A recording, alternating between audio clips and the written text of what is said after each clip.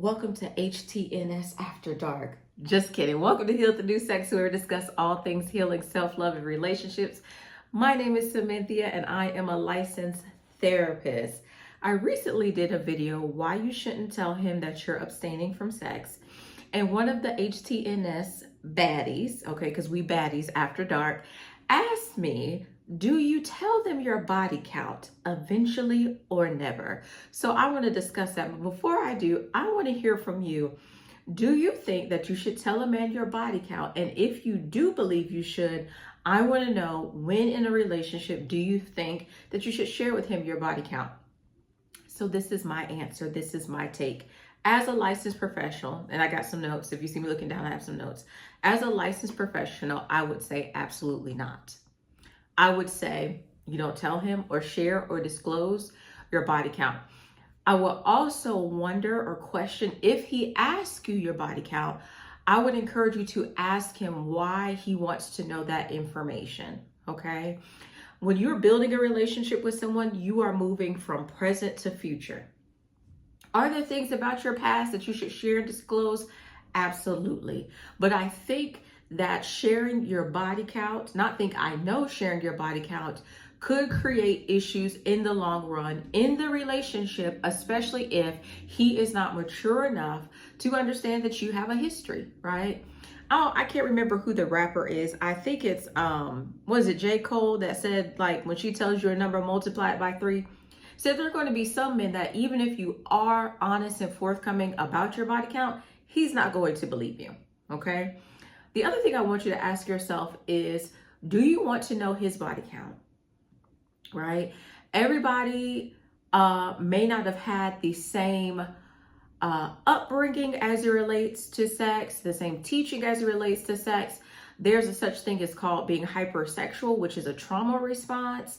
And so, especially when I'm working with patients as it relates to trauma, I share with them that everybody may not have the capacity for your history. So you want to keep that in mind, that if you share this with him, he may not have the capacity to understand it, especially if it's connected to a trauma. Now, another young lady asked me when you should disclose your past, and so I'm going to do a video on that as well, so stay tuned, okay? So, disclosing your body count can lead to him being insecure. It can lead to jealousy, and you don't want that in your relationship, okay? You don't want the man who you are building a relationship with to feel threatened by any other man that's in your past, and vice versa. You don't want to feel threatened by any sexual experience that he's had with somebody else. And also, I know everyone who watches my channel doesn't believe in abstaining prior to marriage, but you don't want to be compared to someone else that he slept with, and you don't want him in his head feeling like you're comparing him to somebody else as well. Let me share this. I've had women who are virgins who told a man that he didn't believe it. I know women who only had a low body count. They had low bodies. That's what the Gen Z say, low bodies, right? And he didn't believe them, okay? So you don't want to share that. Be mindful of when a man asks you what your body count is, because he may be trying to determine what he wants to do with you, okay? Now, there's 3 categories I heard men put women in: friend, freak, and forever. Okay, he tried to determine, can she just be my friend, or is she a freak? All right, and I saw her as forever, but then when she disclosed this, now she's just a freak. Okay, I want you to understand that men, as it relates to building intimacy in a relationship, it's very different with them. Oftentimes, women build relationship, they build intimacy by sharing the most intimate and vulnerable parts of themselves. That is very different when you're building a romantic relationship. You want to make sure that this man cares for you before you start sharing very vulnerable information, okay?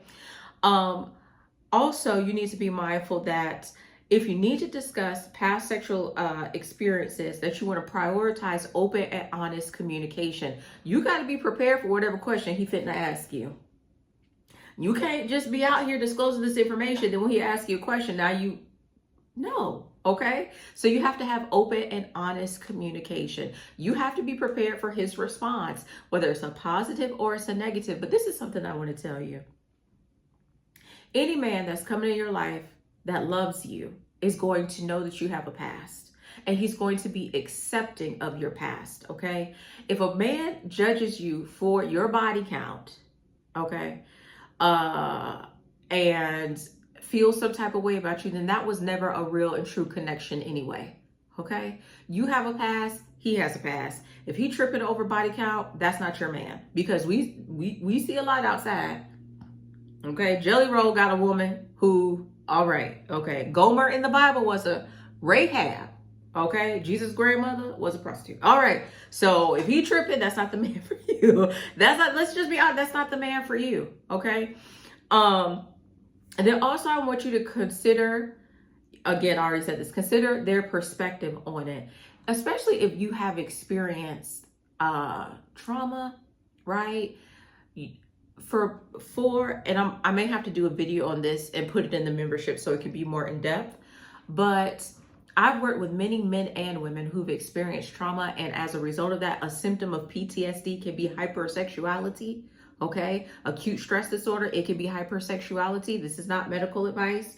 So if you're dealing with this, please see a mental health professional. I'm just providing some education, right?